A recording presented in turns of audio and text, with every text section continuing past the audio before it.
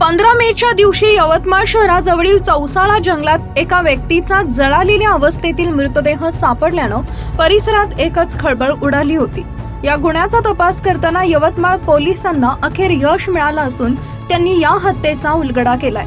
पोलिसांनी मुख्य संशयित म्हणून मृत व्यक्तीची पत्नी आणि मुख्याध्यापिका असलेल्या निधीला अटक केली आहे। नेमकं काय आहे हे प्रकरण पाहण्यापूर्वी लगेचच एस प्राइम न्यूजला सबस्क्राइब करा आणि त्यानंतर बेल आयकॉन दाबायला विसरू नका। या हत्याकांडाची विशेष बाब म्हणजे मृतदेहाची विल्हेवाट लावण्यासाठी निधीनं तिच्या शाळेतील 3 अल्पवयीन विद्यार्थ्यांची मदत घेतली होती। या प्रकरणी पोलिसांनी या तीनही विद्यार्थ्यांनाही ताब्यात घेतलंय। यवतमाळ शहरापासून काही अंतरावर असलेल्या लोहारा पोलीस ठाण्याच्या हद्दीतील चौसाळा जंगलात 15 मे रोजी एक जळालेला मृतदेह आढळला होता। मृतदेहाची अवस्था इतकी खराब होती की त्याची ओळख पटवणं पोलिसांसाठी मोठे आव्हान होते। पोलिसांनी मृतदेहाजवळ सापडलेला शर्टाचा तुकडा आणि एक बटन पुरावा म्हणून जप्त केले आणि तपासाला सुरुवात केली।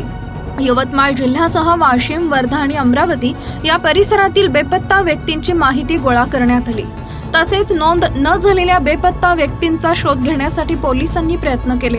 तपासादरम्यान पोलिसांना माहिती मिळाली की सनराइज इंग्लिश मीडियम शाळेत शिक्षक म्हणून कार्यरत असलेले शंतनू देशमुख वय वर्ष 32 हे काही दिवसांपासून बेपत्ता आहेत।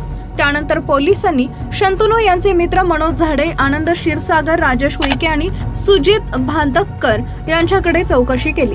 त्यांनी सांगितले की शंतनू 13 मे पासून त्यांच्या संपर्कात नव्हता।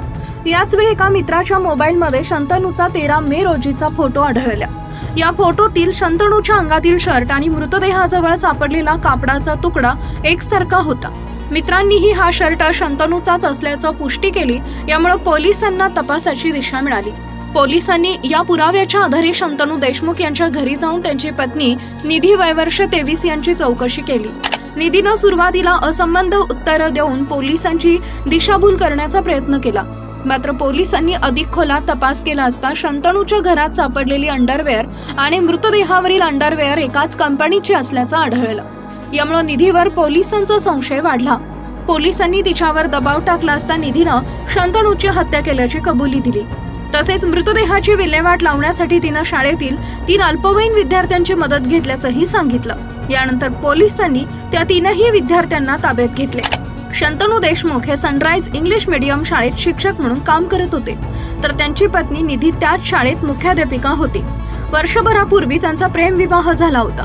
त्यानंतर शंतनू आपल्या आई वडिलांपासून वेगळा राहत होता। मात्र शंतनूला दारूचं व्यसन होतं, ज्यामुळे पती पत्नींमध्ये सतत वाद होत असत। या सततच्या भांडणाला कंटाळून निधीनं शंतनूची हत्या करण्याचा निर्णय घेतला। तिनं गुगलवर शोध घेऊन विषारी मिल्कशेक तयार केलं आणि दारूच्या नशेत असलेल्या शंतनूला ते पाजलं। यामुळे शंतनूचा मृत्यू झाला अशी माहिती पोलिसांनी दिली आहे।